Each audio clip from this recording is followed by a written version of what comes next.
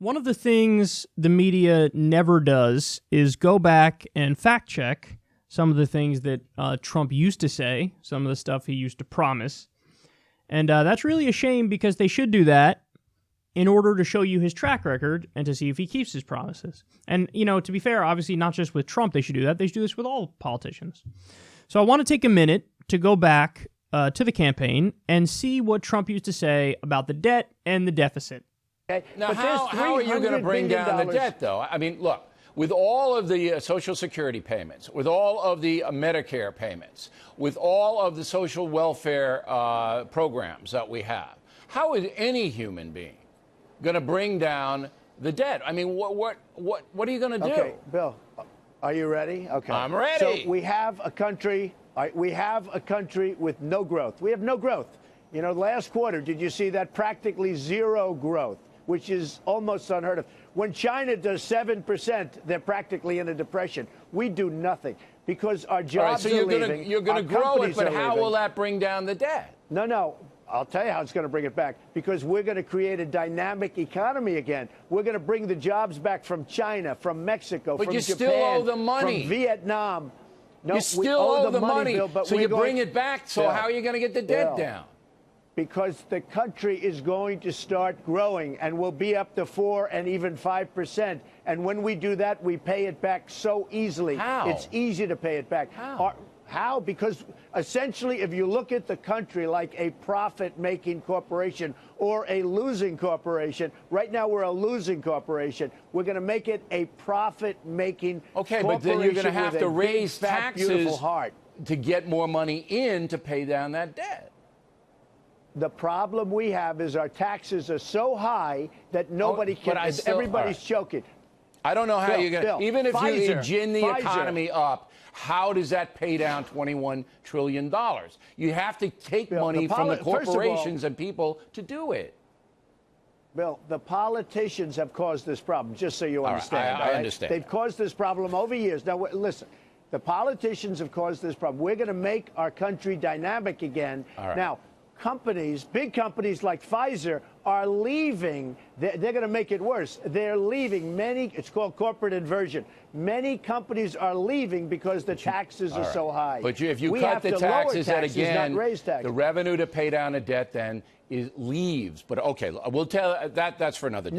No. You have confirmed. But the country will be more dynamic. I got it. It'll be a dynamic.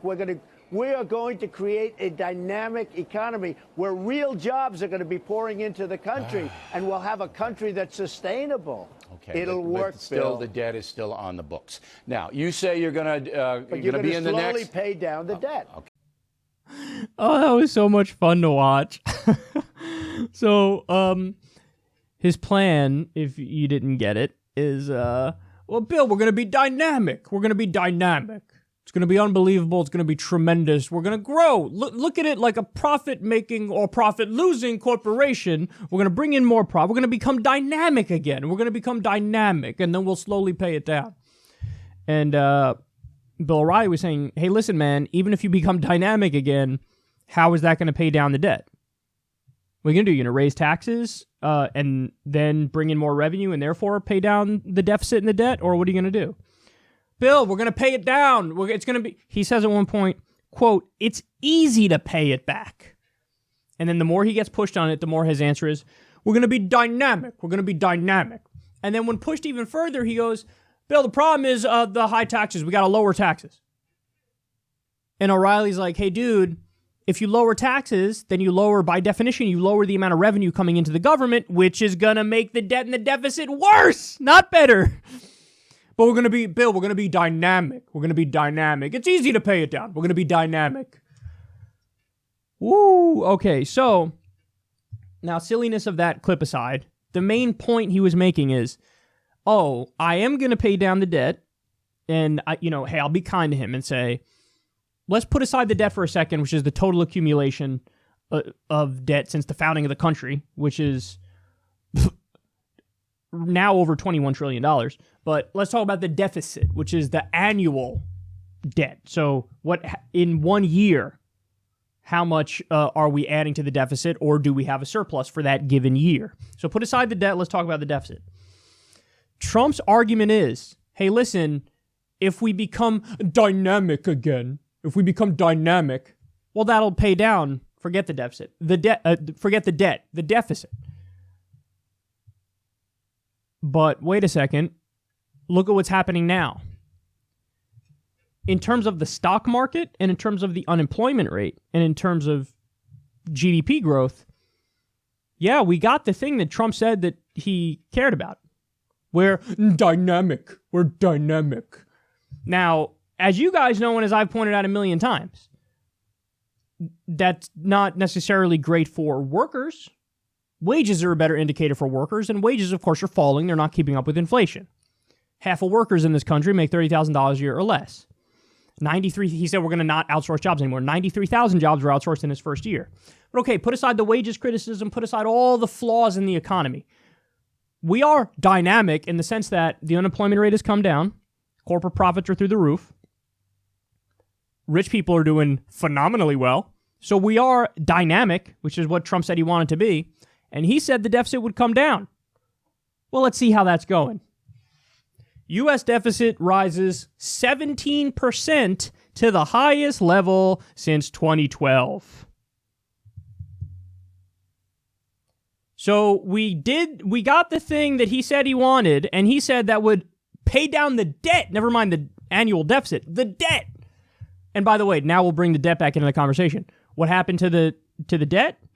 That rose from 19 trillion to 21.6 trillion.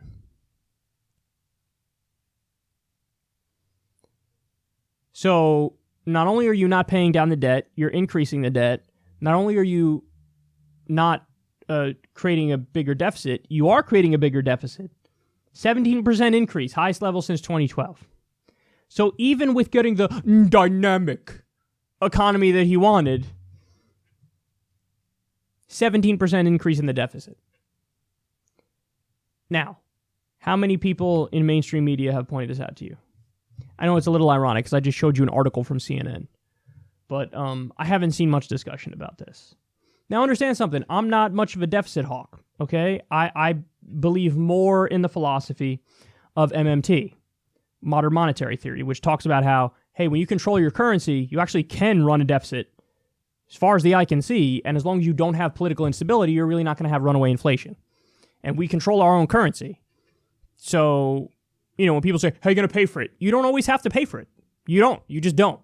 Okay? Now, maybe for political reasons, you say, okay, we'll do something to make it look like we're paying for it or counteract, you know, the cost of one new program with eliminating a shitty corporate welfare program or something like that.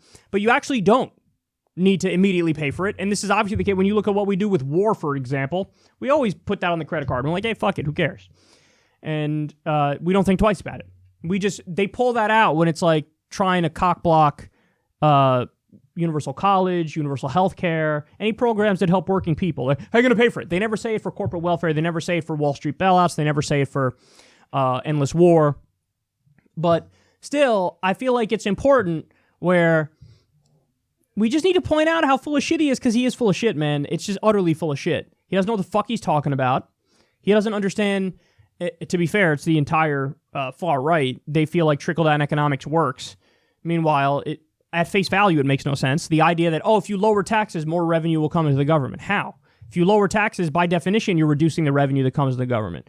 Oh, well, when you lower taxes, you unleash the beast of the private sector, which leads to so much growth that even though you have a lower tax rate, you have more money coming into the government as a raw number. Turns out that's not true. When you empirically test it, that doesn't happen. You lower the tax rate, you lower the revenue of the government, the deficit increases. So that's what happened. That's what we see it happen. And Bill O'Reilly even tried to tee it up for Donald Trump, like, hey, what are you going to do to tackle the debt? I mean, look at these entitlements. Look at Social Security. Look at Medicare. Now, to Trump's credit, he doesn't say, let's cut those. But he's just wrong that this will decrease the debt and the deficit somehow. When it didn't, he increased it. And the amazing thing is, take note of it, people on the far right always bitch about the debt and the deficit. How many of them have done it under Trump, even though the debt went from 19 trillion to 21.6 trillion, and the deficit just increased 17% to $779 billion. Just so you know, Barack Obama inherited a recession, obviously, but he took the the deficit from 1.4 trillion, I think was the worst year, all the way down to 400 billion, which was his best year. So he did decrease the deficit. Whereas Trump is increasing the deficit and, like I said, added to the national debt overall. And again, I don't care deeply about this issue, but I'm just pointing out that they say they do, and then they make it worse. And the media won't talk about this, won't tell you it. And it's a shame because I feel like it's important to show you how full of shit these guys are.